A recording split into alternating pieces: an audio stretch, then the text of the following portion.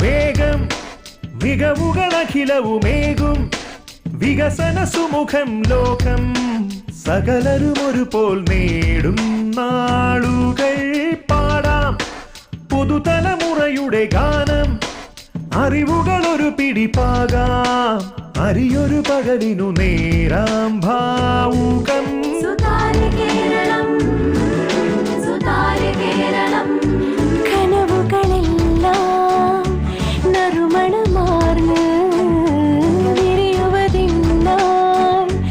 അനുമതി നൽകാം സുതാര്യ കേരളം ശുഭാപ്രദർശനം സുതാര്യ കേരളം മുന്നേറും ജനഹൃദയം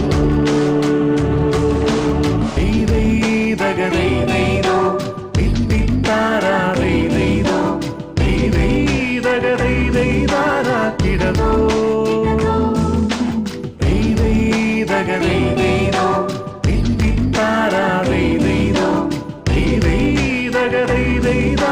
കിടതോ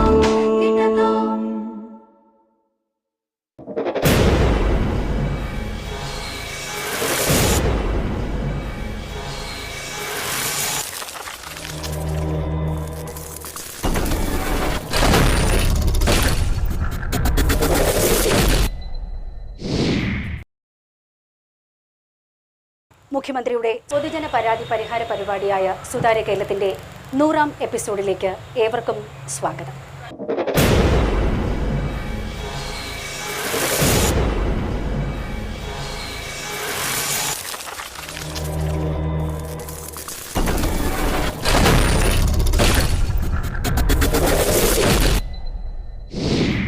മുഖ്യമന്ത്രിയുടെ സുതാര്യ കേരളം പരിപാടിയിൽ എത്തിയവരെ ഹാർദമായി സ്വാഗതം ചെയ്യുന്നു.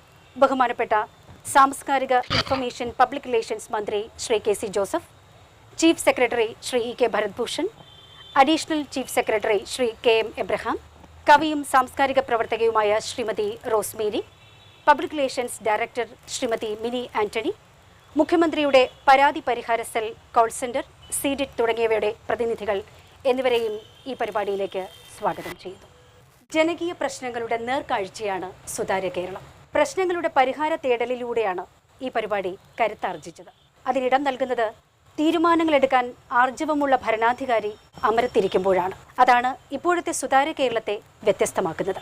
ജനമനസ്സ് തൊട്ടറിയാനും വേദനകൾ പങ്കുവയ്ക്കാനും ക്ഷണനേരം കൊണ്ട് പ്രശ്നങ്ങൾക്ക് പരിഹാരം നിർദ്ദേശിക്കുവാനുമുള്ള മുഖ്യമന്ത്രി ശ്രീ ഉമ്മൻചാണ്ടിയുടെ അസാധാരണമായ ഇച്ഛാശക്തിയാണ് ഈ പരിപാടിയുടെ ഊർജ്ജസ്രോതസ്.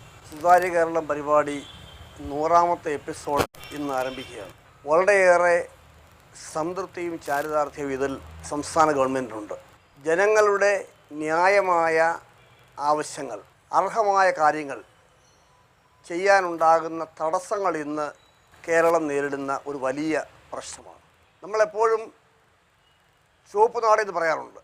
ചുവപ്പ് നാടയിൽ കുരുങ്ങി പരിഹാരം കാണാതെ പോകുന്ന കാര്യങ്ങൾ 100 എപ്പിസോഡ് പിന്നിടുമ്പോൾ ഈ 100 എപ്പിസോഡിലൂടെ പരിഹാരം കണ്ടെത്തിയ നിരവധി ജനകീയ പ്രശ്നങ്ങൾ ചൂണ്ടിക്കാണിക്കാൻ സാധിക്കും. ഞങ്ങളുടെ മരണം വരെ ഞങ്ങൾ സുതാര്യ കേരളത്തിനെയും മുഖ്യമന്ത്രി സാറിനെയും ഒരിക്കലും മറക്കില്ല. നന്ദി.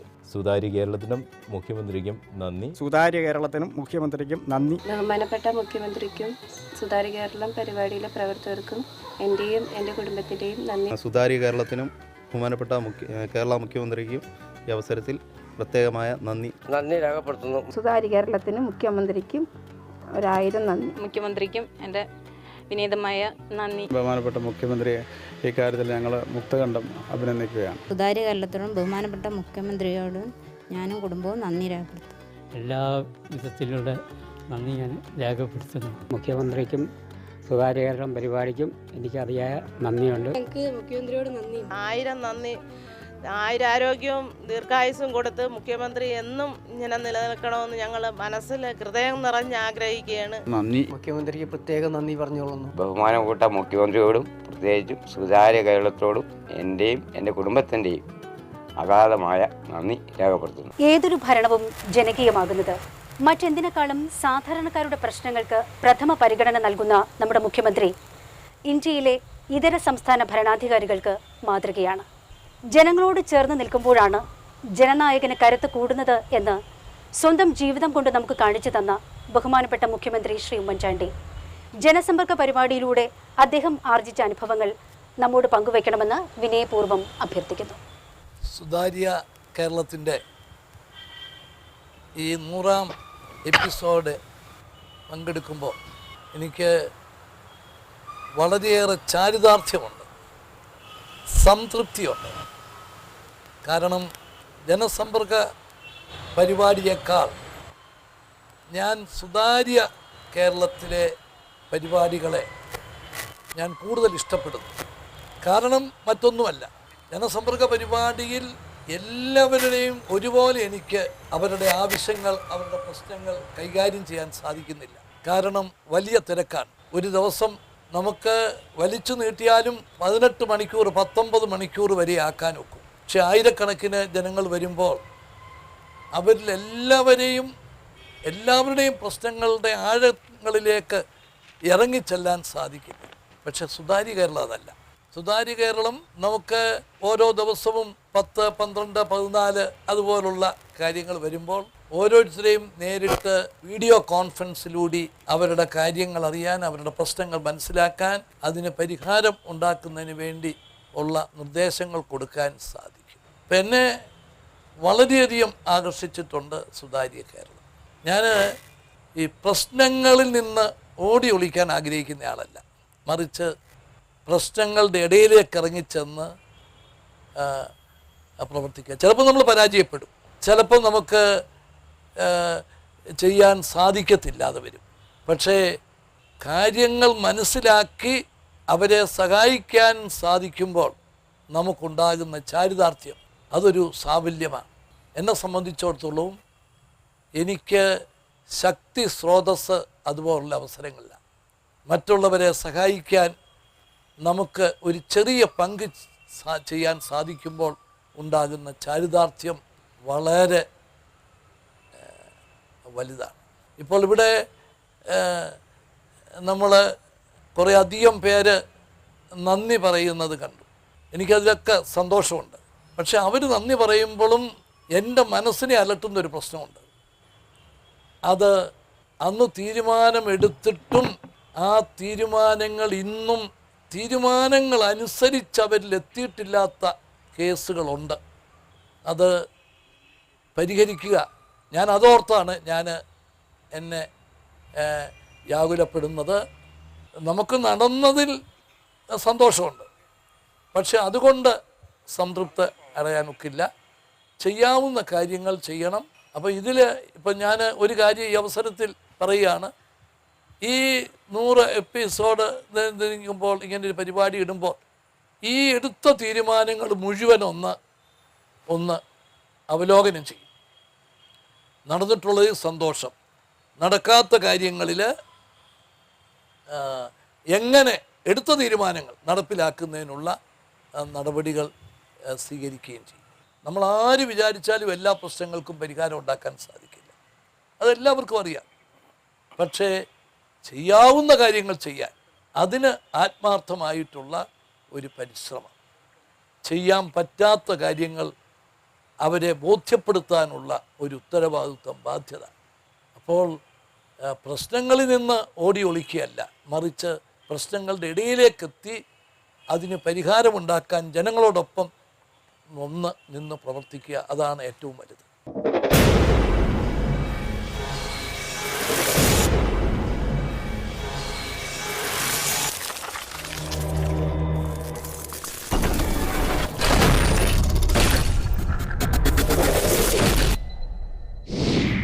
സുതാര്യ കേരളത്തിൻ്റെ 100ാം എപ്പിസോഡ് ആഘോഷിക്കുന്ന ഈ വേളയിൽ പ്രമുഖരായ പല വ്യക്തികളും നമ്മോടൊപ്പം ചേരുന്നുണ്ട്. ഇപ്പോൾ doctor D Babu Paul sir നമ്മോടൊപ്പം ചേരുന്നു. ജനസമ്പർക്ക പരിപാടികളിൽ മുഖ്യമന്ത്രിയുടെ ശ്രദ്ധയിൽപ്പെടുന്ന പൊതു സ്വഭാവമുള്ള പ്രശ്നങ്ങൾ പരിഹരിക്കുന്നതിന് വേണ്ടി ഉത്തരവുകൾ പുറപ്പെടുവിക്കുന്നതായിട്ട് ഞാൻ മനസ്സിലാക്കിയിട്ടുണ്ട്. ജനസമ്പർക്ക പരിപാടി ഒരു മുഖ്യമന്ത്രി തഹസിൽദാരും വില്ലേജ് ഓഫീസറുമായി താഴുന്നതല്ല എന്ന് തെളിയിക്കുന്നത് ആ ഉത്തരവുകളുടെ കൈപ്പുസ്തകമാണ്. അതുപോലെ ഈ 100ാമത്തെ എപ്പിസോഡ് പിന്നിടുന്നതായ സമയത്ത് ഈ 100 എപ്പിസോഡുകളിൽ കൈകാര്യം ചെയ്ത കേസുകളിൽ പൊതു സ്വഭാവമുള്ള ചില അന്തർധാരകളുണ്ടാവും.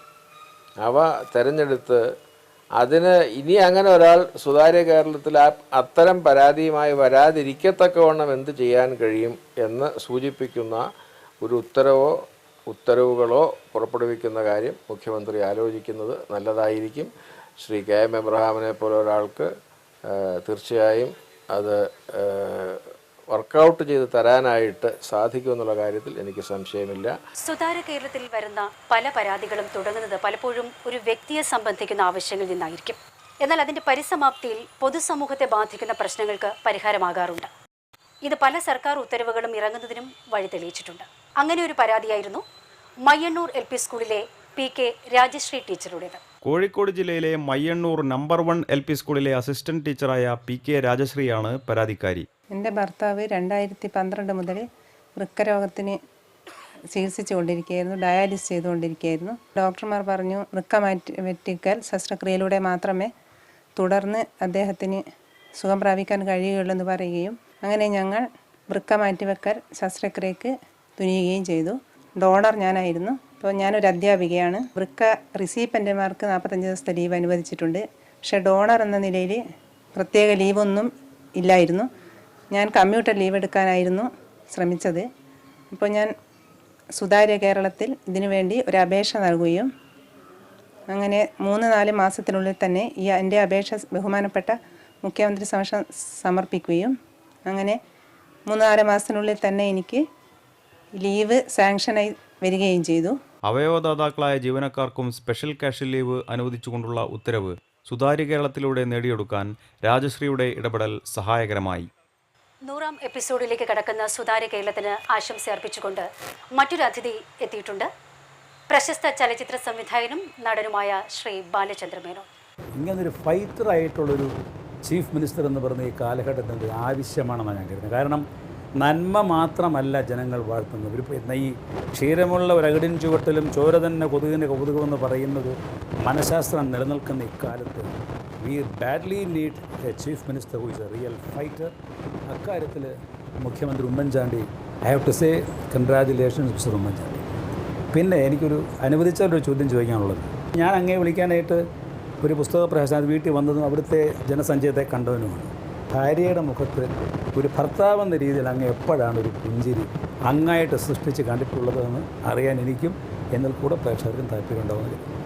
ഭാര്യയെ കാണുമ്പം ചിരിക്കണമെന്ന് ആഗ്രഹമുണ്ട്, പക്ഷേ പലപ്പോഴും സാധിക്കത്തില്ല. കാരണം അതിലേറെ പ്രശ്നങ്ങളായിരിക്കും മനസ്സിലുള്ളത്. പൊതു പ്രവർത്തകരുടെ കുടുംബം ചില ത്യാഗങ്ങൾ സഹിക്കേണ്ടി വരും. സ്വാതന്ത്ര്യ സമരകാലത്തും മറ്റുമൊക്കെ അവർ സഹിച്ചിട്ടുള്ള ത്യാഗം എത്രയോ വലുതാണ്. അതുമായി തട്ടിച്ചു നോക്കുമ്പോൾ ഇപ്പോഴെന്താ ഒരു ത്യാഗവുമില്ല. സമയത്ത് വീട്ടിൽ ചെല്ലാൻ പറ്റത്തില്ല, അല്ലെങ്കിൽ വീട്ടിലെ ഏതെങ്കിലും ഒരു കാര്യത്തിൽ ഇടപെടാൻ പറ്റില്ല എന്ന് ഒഴിച്ചാൽ വേറെ ബുദ്ധിമുട്ടൊന്നും ഇല്ലല്ലോ. അതേ സമയത്ത് നമ്മൾ സ്വാതന്ത്ര്യ സമര സേനാനികളുടെയൊക്കെ ജീവചരിത്രം വായിക്കുമ്പോൾ നമുക്ക് പോലും ചിന്തിക്കാൻ പറ്റാത്ത വിധത്തിലുള്ള അനുഭവങ്ങളാണ് അവർക്കും അവരുടെ കുടുംബാംഗങ്ങൾക്കും ഉണ്ടായിട്ടുള്ളത്. അപ്പം ഇന്നത്തെ പൊതുപ്രവർത്തകരുടെ കുടുംബം, അപ്പോൾ അവർക്ക് ചില പ്രിവിലേജസ് ഉണ്ട്, ചില അറിയാതെ തന്നെ കിട്ടും. ഒരു ദുർവിനിയോഗവും ചെയ്യാതെ തന്നെ, അധികാര ദുർവിനിയോഗം ചെയ്യാതെ തന്നെ സ്വാഭാവികമായി കിട്ടുന്ന ചില പ്രിവിലേജസ് ഉണ്ട്. അങ്ങനെ വരുമ്പോൾ ചില ബുദ്ധിമുട്ടുകളും പ്രയാസങ്ങളും ഒക്കെ അവരും സഹിക്കേണ്ടി വരും. സഹിച്ചേ മതിയാകൂ. അത് എല്ലാവരും ഉൾക്കൊള്ളും എന്ന പൂർണ്ണ വിശ്വാസമാണ് എനിക്കുള്ളത്.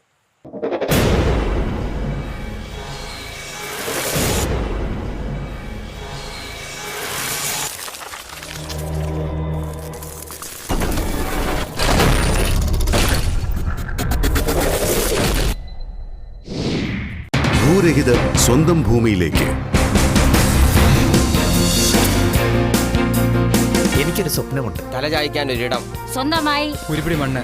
അതെ, UDF സർക്കാരിന്റെ സ്വപ്ന പദ്ധതിയാണ് ഭൂരഹിതരില്ലാത്ത കേരളം 2015. തലയായിക്കാൻ ഒരിടം, അത് എല്ലാവർക്കും ഉണ്ടാകണം എന്നാണ് ഗവൺമെൻറ് ലക്ഷ്യമാക്കുന്നത്. എല്ലാവരുടെയും സഹകരണം ഈ സ്വപ്ന പദ്ധതി സാഫല്യ ആക്കാൻ ഉണ്ടാകണം എന്ന് അഭ്യർത്ഥിക്കുന്നു. പദ്ധതിയുടെ സംസ്ഥാനതല ഉദ്ഘാടനം സെപ്റ്റംബർ 30 UPA അധ്യക്ഷ ശ്രീമതി സോണിയാഗാന്ധി നിർവഹിച്ചു. 2015ഓടെ 2,43,928 കുടുംബങ്ങൾക്ക് ഭൂമി ലഭ്യമാകുന്നു. അഗതികൾ, മാറാരോഗികൾ, വികലാംഗർ, വിധവകൾ, പട്ടികജാതി പട്ടികവർഗ ഗുണഭോക്താക്കൾ എന്നിവർക്ക് പ്രത്യേക പരിഗണന. ലോകത്തിന് തന്നെ മാതൃകയാകുന്ന ഈ പദ്ധതിയുടെ ആദ്യഘട്ടത്തിൽ 1,00,000 പേർക്ക് ഭൂമി നൽകുകയാണ്. സ്വന്തം മണ്ണ് ഇനി സ്വപ്നമല്ല, യാഥാർത്ഥ്യം. മുഖ്യമന്ത്രിയുടെ ദുരിതാശ്വാസ നിധിയിൽ നിന്ന് മൊത്തം 133 കോടി രൂപ വിതരണം ചെയ്തു. ക്ഷേമ പെൻഷനുകൾ വർദ്ധിപ്പിച്ചു. കാരുണ്യ സമാശ്വാസ പദ്ധതിയിൽ നിന്ന് 110 കോടി രൂപ 10,307 രോഗികൾക്ക് വിതരണം ചെയ്തു. ജാവലിൻ തറച്ച് കണ്ണ് നഷ്ടപ്പെട്ട വിദ്യാർത്ഥിക്ക് 3 ലക്ഷം രൂപ ധനസഹായം. ജീവിതകാലം മുഴുവൻ മറക്കുകയില്ല. കരുതലിന്റെ സംരക്ഷണത്തിന്റെ കാരുണ്യ സ്പർശം. കാലത്തിനൊപ്പം കേരളം.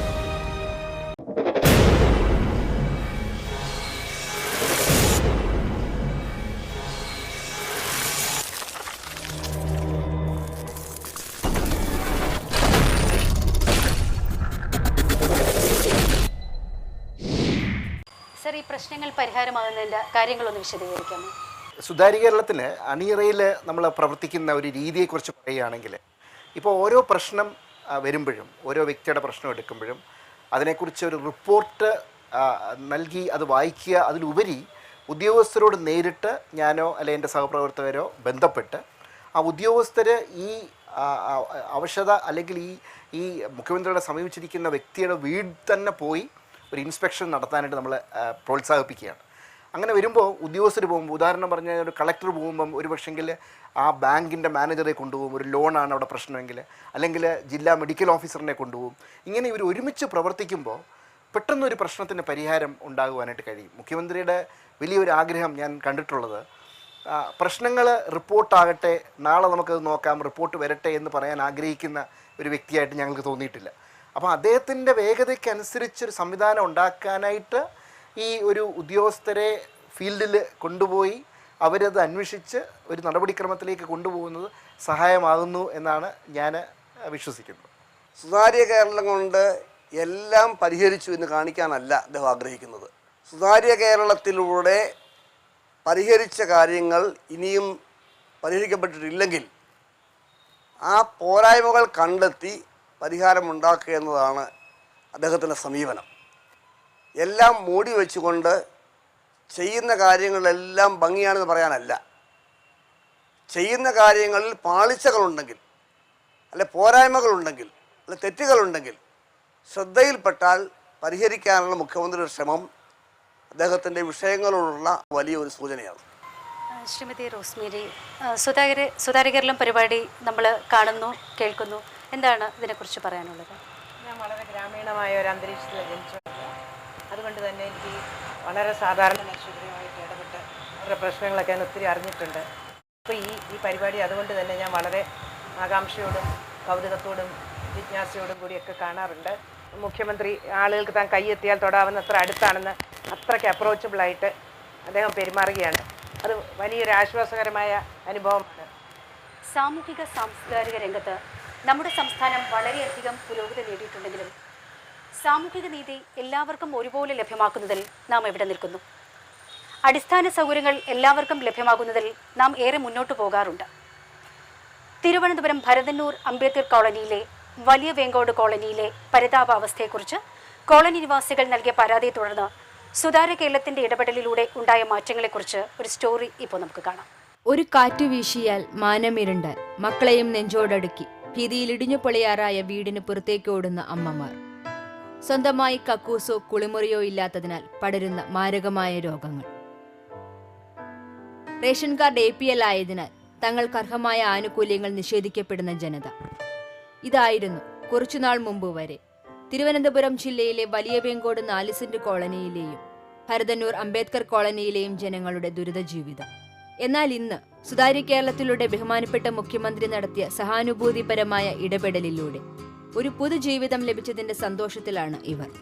ഭരതന്നൂർ അംബേദ്കർ കോളനിയിൽ 44 വീടുകളും 40 കക്കൂസുകളും, വലിയ വേങ്കോട് 4 സെന്റ് കോളനിയിൽ 9 വീടുകളും 30 കക്കൂസുകളും നിർമ്മിക്കുന്നതിനുള്ള നടപടിക്രമങ്ങൾ പൂർത്തിയായി.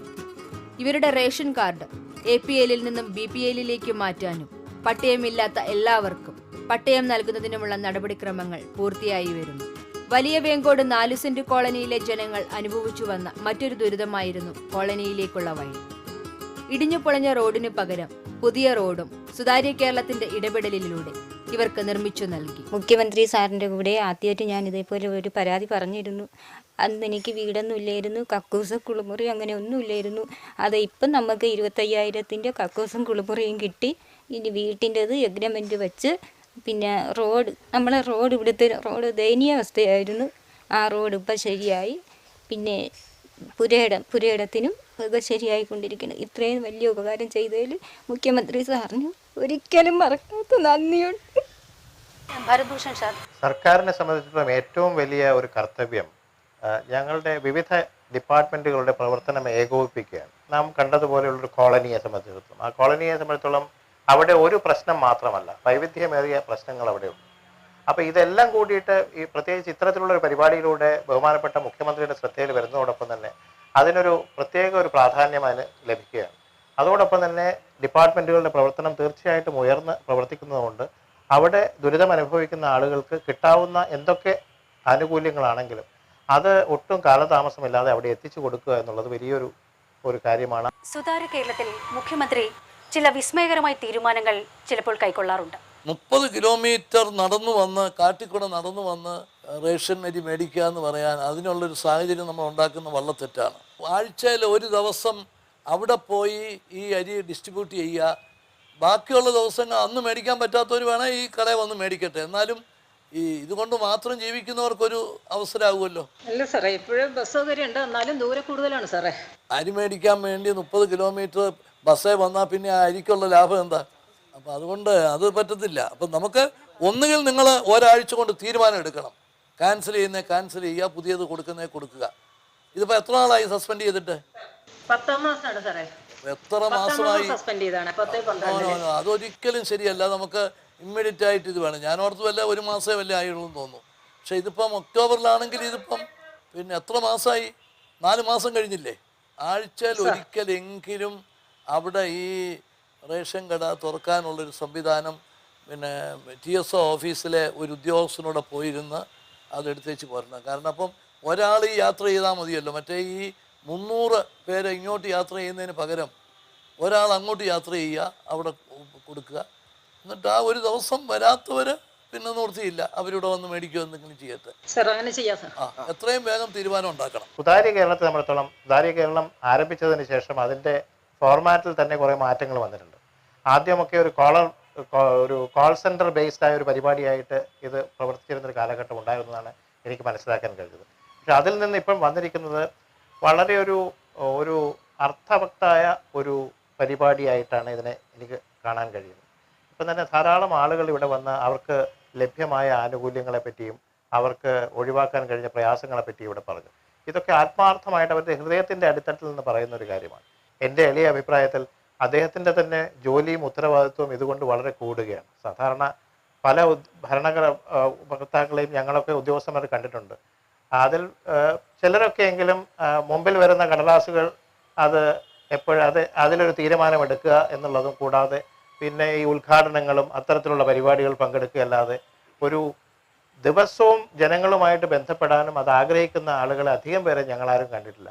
പക്ഷേ ഈ കാര്യങ്ങളിൽ ബഹുമാനപ്പെട്ട മുഖ്യമന്ത്രി എല്ലാവർക്കും ഒരു മാതൃകയാണെന്നാണ് എനിക്ക് തോന്നുന്നത്.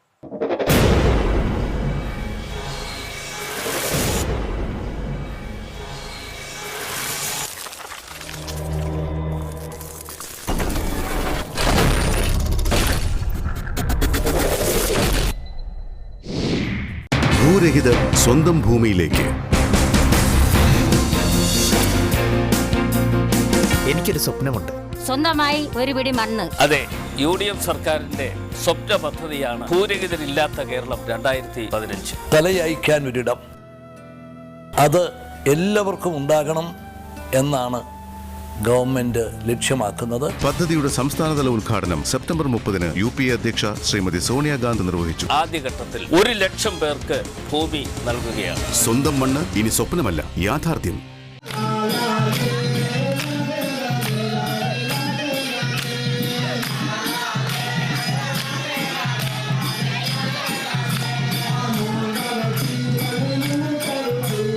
മികച്ച ഫണ്ട് വിനിയോഗവും ഫലപ്രദമായ പദ്ധതി നിർവഹണവുമായി ഗോത്രവർഗങ്ങളുടെ ഉന്നമനത്തിന്റെയും പട്ടികജാതി ജനതയുടെ വികസനത്തിന്റെയും സാർത്ഥകമായ 2 വർഷങ്ങൾ.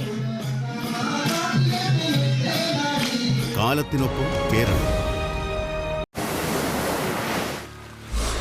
മുഖ്യമന്ത്രിയുടെ ദുരിതാശ്വാസ നിധിയിൽ നിന്ന് മൊത്തം 133 കോടി രൂപ വിതരണം ചെയ്തു. ക്ഷേമ പെൻഷനുകൾ വർദ്ധിപ്പിച്ചു. കാരുണ്യ സമാശ്വാസ പദ്ധതിയിൽ നിന്ന് 110 കോടി രൂപ 10,307 രോഗികൾക്ക് വിതരണം ചെയ്തു.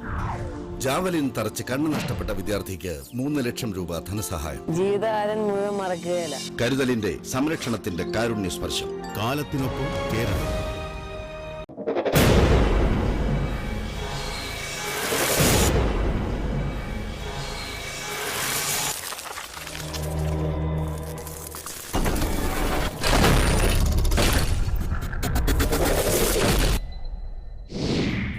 മാഡം, കളക്ടർ എന്ന നിലയിൽ വർക്ക് ചെയ്തപ്പോഴുള്ള അനുഭവങ്ങൾ ഒന്ന് പറയാമോ? ഔദ്യോഗിക സംവിധാനങ്ങൾ, സർക്കാർ, അതുപോലെ തന്നെ നിയമസംഹിത, ഇതെല്ലാം ചേർന്നിട്ട് ആ സേവനങ്ങൾ എന്ന നിലയിൽ എത്തിച്ചു കൊടുക്കേണ്ട കാര്യങ്ങൾ ഈ പരിപാടിയിലൂടെ വളരെ എളുപ്പമെത്തുന്നു എന്ന വശത്തിനാണ് എപ്പോഴും പ്രാമുഖ്യം കിട്ടിപ്പോകുന്നത്. പക്ഷെ ഇതിൻ്റെ അപ്പുറത്തൊരു വശമുണ്ട്. കാരണം വളരെ മനുഷ്യസ്നേഹിയായ ഒരു മുഖ്യമന്ത്രി നേരിട്ട് ഒരു പ്രശ്നത്തിൽ ഇടപെടുമ്പോൾ ഔദ്യോഗിക സംവിധാനത്തിനൊപ്പം സ്വകാര്യ വ്യക്തികൾ പോലും വളരെ മനുഷ്യ സ്നേഹത്തോടെ പ്രതികരിക്കുന്ന അനുഭവങ്ങൾ ഞങ്ങൾക്ക് ഫീൽഡിൽ അനുഭവപ്പെട്ടിട്ടുണ്ട്. ഉദാഹരണത്തിന്, ഒരു വഴി നിഷേധിക്കപ്പെടുന്ന പ്രശ്നം, അയൽക്കാരൻ്റെ വാശി, താല്പര്യക്കുറവുമാണ് അവിടെ പ്രശ്നം. അതിന് ഒരു നിയമപരമായ ഒരു ശരിയായ തീരുമാനം എടുത്തു കൊടുക്കാൻ കളക്ടർ എന്ന നിലയിൽ പൊതുവഴി അല്ലാത്തതുകൊണ്ട് സാധിക്കാഞ്ഞ സാഹചര്യത്തിൽ പോലും വാശി പിൻവലിച്ച് വഴി കൊടുക്കുന്ന ഒരു മനുഷ്യ സ്നേഹത്തിൻ്റെ ഒരു നല്ല പ്രതിസ്ഫുരണം കാണാനിടയായിട്ടുണ്ട്. അതുപോലെ തന്നെ മറ്റ് പല സന്ദർഭങ്ങളിൽ ഇലക്ട്രിക് ലൈൻ നിഷേധിക്കുന്നിടത്ത്, അത് വലിക്കാനുള്ള അനുമതി നൽകാത്തിടത്ത്, ഒട്ടും പ്രോഫിറ്റബിൾ അല്ലാത്ത ഒരു റൂട്ടിലൂടെ ഒരു ബസ് റൂട്ട് അനുവദിപ്പിക്കുന്ന കാര്യത്തിൽ അവിടെയൊക്കെ ഒരു പെർമിറ്റ് ഹോൾഡർ വളരെ താല്പര്യത്തോടെ വന്ന് പറയുന്നു. ആഭ്യന്തരമായ മുഖ്യമന്ത്രി പറഞ്ഞ് ഇത്രയേറെ കഷ്ടത അനുഭവിക്കുന്ന കുറേ പേരുടെ പ്രശ്നങ്ങൾ മുന്നിലുള്ളപ്പോൾ ലാഭനഷ്ടമൊന്നും പ്രശ്നമല്ല, ഞങ്ങൾ സഹകരിച്ചോളാം. അങ്ങനെ മനുഷ്യനിലെ ആ ഒരു നന്മയെ തൊട്ടുണർത്തുന്നതിന് പല സന്ദർഭങ്ങളിലും, ഉദാഹരണത്തിന് സ്ഥലം കൊടുത്ത് സ്ഥലമില്ലാത്ത അല്ലെങ്കിൽ വീടില്ലാത്ത ഒരാളെ സഹായിക്കാൻ പോലും പൗര സമൂഹത്തിൽ നിന്ന് ആളുകൾ മുന്നോട്ട് വരാൻ ഈ പരിപാടി ഇടയാക്കിയിട്ടുണ്ട്. ആത്യന്തികമായി മനുഷ്യനിലുള്ള ഒരു നന്മയെ തൊട്ടുണർത്തുന്ന മഹത്തായ ഒരു പരിപാടിയും അതിൻ്റെ ഒരു പ്രയോക്താവും എന്ന് വേണം സുതാര്യ കേരളത്തെയും അഭിനന്ദനായ മുഖ്യമന്ത്രിയെയും ഫീൽഡിൽ നിന്നുകൊണ്ട് ഞങ്ങൾ കാണുന്ന ഒരു മറുഭാഗം എന്ന നിലയിൽ ഇതിൻ്റെ കൂടി അടിസ്ഥാനത്തിൽ വിശേഷിപ്പിക്കാം. സാധാരണക്കാർക്കും സുതാര്യ കേരളത്തെ പറ്റി പറയാൻ ധാരാളമുണ്ട്. നമുക്ക് നോക്കാം. 1999 ആഗസ്റ്റ് 16 മുതൽ 2003 ഡിസംബർ 31 വരെ കാലയളവിൽ താൽക്കാലികമായി ജോലി ചെയ്ത വികലാംഗരെ സ്ഥിരപ്പെടുത്തിയ ബഹുമാനപ്പെട്ട മുഖ്യമന്ത്രി ഉമ്മൻചാണ്ടിക്ക് നന്ദി രേഖപ്പെടുത്തിക്കൊള്ളും. മുഖ്യമന്ത്രി ഞങ്ങളെ 912 പേരെയും സർവീസിൽ സ്ഥിരപ്പെടുത്താൻ ആവശ്യമായ നടപടികൾ സ്വീകരിക്കുകയും 2011 ഡിസംബർ മാസം ഗവൺമെൻറ് ഉത്തരവ് വഴി ഈ 912 കണ്ടക്ടർമാരെ സർവീസിൽ സ്ഥിരപ്പെടുത്തുകയും ചെയ്തു. മുഖ്യമന്ത്രിക്കും സുതാര്യ കേരളം പരിപാടിക്കും ഈ 912 കണ്ടക്ടർമാർക്ക് വേണ്ടി നന്ദിയും UDF ഗവൺമെൻറ്റിനും നന്ദിയും കടപ്പാടും ഈ അവസരത്തിൽ ഞാൻ രേഖപ്പെടുത്തുകയാണ്. ഉമ്മൻചാണ്ടി സാറ് പാവമാണ്. ഉമ്മൻചാണ്ടി സർക്കാർ ചെയ്യുന്ന നല്ലൊരു കാര്യമാണ്. കാരുണ്യ ലോട്ടറി പോലെയുള്ള നല്ല കാര്യങ്ങൾ ഒരുപാട് ആൾക്കാർക്ക് നല്ല കാര്യങ്ങൾ ഒരുപാട് ഉപകാരപ്പെട്ടിട്ടുണ്ട്. അതുപോലെ തന്നെ ദാരിദ്ര്യക്ക് താഴെ കിടക്കുന്നവർക്കൂടെയുള്ള മുന്നേറ്റവും ഉമ്മൻചാണ്ടി നല്ലത് ചെയ്തു വരുമ്പോൾ അത് കൊള്ളത്തിലാന്ന് ഇടത് പാർട്ടിക്കാർ പറയുകയും ചെയ്യുന്നു. അതിന്റെ പിന്തുണ ആളുകളിൽ നിന്ന് ശക്തമായിട്ട് അതിനെ ഭരിക്കാൻ അനുവദിക്കുന്നില്ല. നമ്മളോട് ചില ദൃശ്യങ്ങൾ കാണുന്നുണ്ട്, ചില പ്രതികരണങ്ങളെ. ഇതുപോലെ 100 കണക്കിന് ആൾക്കാരുണ്ട്. സുതാര്യ കേരളമാണെങ്കിലും ജനസമ്പർക്ക പരിപാടിയാണെങ്കിലും മുഖ്യമന്ത്രിയെ കാണുന്ന ആളുകളുടെ പരിഹാരം മാത്രമല്ല, ഇതിലൂടെ ഇറക്കിയ പൊതുവായ ഉത്തരവുകൾ. 1ാം ഘട്ടം പരിപാടി കഴിഞ്ഞപ്പോൾ 46 ഓർഡറുകൾ ഗവൺമെൻറ് ഇറക്കി. അത് നിയമത്തിൻ്റെ നൂലാമാലകൾ മറികടന്നുകൊണ്ട് ആളുകളെ സഹായിക്കാനുള്ള ഒരു വലിയ നടപടിയായിരുന്നു ആ പുതിയ ഉത്തരവുകൾ. രണ്ടാമത്തെ റൗണ്ട് പൂർത്തിയായി കഴിഞ്ഞ് മുഖ്യമന്ത്രി എല്ലാ മന്ത്രിമാർക്കും കത്തയച്ചു.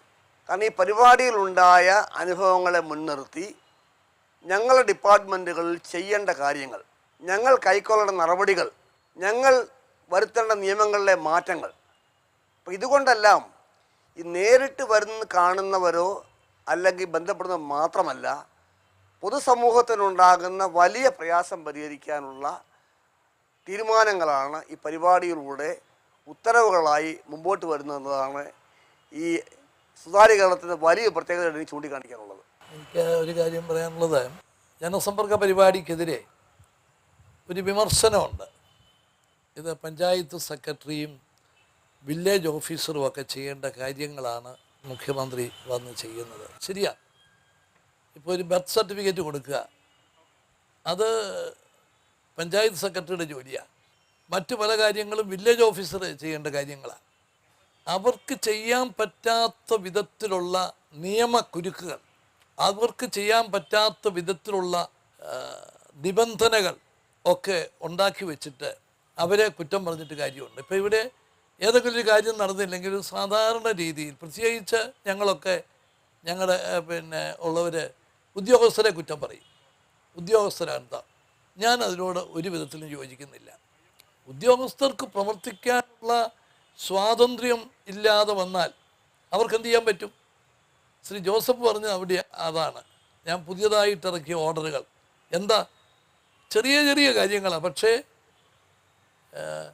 വിചാരിച്ചാൽ സാധിക്കാത്ത വിധത്തിലാണ് ഓരോ നിബന്ധനകളും ഉള്ളത്. അപ്പോൾ അതുകൊണ്ട് എവിടെയാണ് ജനങ്ങൾക്ക് ആവശ്യമുള്ള സേവനങ്ങൾ യഥാസമയം കിട്ടാതെ പോകുന്നത്, എവിടെയാണ് ജനങ്ങൾ ബുദ്ധിമുട്ടുന്ന പ്രശ്നങ്ങൾ കിടക്കുന്നത് എന്ന് നേരിട്ടറിയാൻ ഇതുപോലുള്ള ജനസമ്പർക്ക പരിപാടിയിലും സുതാര്യ കേരളത്തിൽ കൂടിയും ഒക്കെ എനിക്ക് ധാരാളം അവസരങ്ങൾ കിട്ടി. അപ്പോൾ അതിൻ്റെ അടിസ്ഥാനത്തിലാണ് ഓർഡറുകൾ ഇറക്കുന്നത്. ഇപ്പം ആദ്യ റൗണ്ട് കഴിഞ്ഞപ്പോൾ 46 ഗവൺമെൻറ് ഉത്തരവുകൾ പുറപ്പെടുവിച്ച കാര്യം ശ്രീ ജോസഫ് പറഞ്ഞു. ഇപ്രാവശ്യത്തേത് കഴിഞ്ഞതിന് ശേഷം ഞാൻ എല്ലാ ഡിപ്പാർട്ട്മെൻറ്റുകളിലെ എല്ലാ മിനിസ്റ്റേഴ്സിനും അവരുടെ ഡിപ്പാർട്ട്മെൻറ്റുകളിൽ നിന്ന് എനിക്ക് കിട്ടിയ അനുഭവം, അത് മുഴുവൻ ശരിയാകണമെന്നില്ല, അത് ഞാൻ അവരുടെ ശ്രദ്ധപ്പെടുത്തുന്നു. അവർ ആ ഡിപ്പാർട്ട്മെൻറ്റിലെ ഉദ്യോഗസ്ഥരുമായിട്ട് ആലോചിച്ചിട്ട് അതിന് ഉള്ള വ്യക്തമായ മറുപടിയുമായി തിരിച്ചു വരുമ്പോൾ അത് പലതും ഗവൺമെൻറ് ഉത്തരവുകൾ വരും. അപ്പോൾ അവിടെയാണ് ഇതിൻ്റെ പ്രസക്തി ഇരിക്കുന്നത്. അതല്ലാതെ ഏതെങ്കിലും ഒരു പരാതി കിട്ടി ആ പരാതിക്ക് പരിഹാരം കണ്ടെത്തുക എന്നുള്ളത് മാത്രം അല്ല.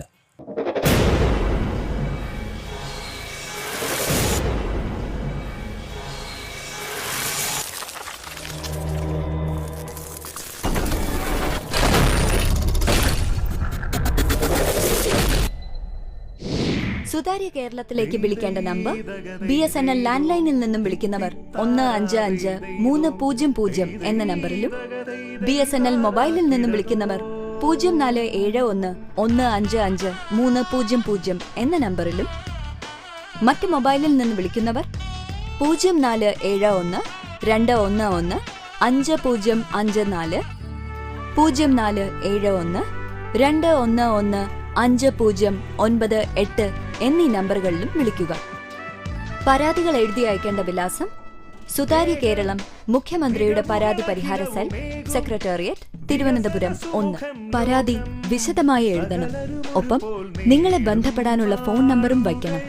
പരാതികൾ എളുപ്പത്തിൽ പരിഹരിക്കാൻ ഇത് ഞങ്ങളെ സഹായിക്കും. www.newsutarya.kerala.gov.in എന്ന വെബ്സൈറ്റിലും നിങ്ങളുടെ പരാതികൾ രജിസ്റ്റർ ചെയ്യണം.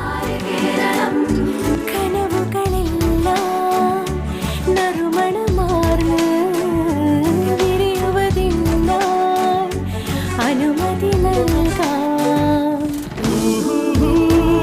സുതാര്യ കേരളം, ശുഭാപ്രദർശനം. സുതാര്യ കേരളം, മുന്നേറും ജനഹൃദയം.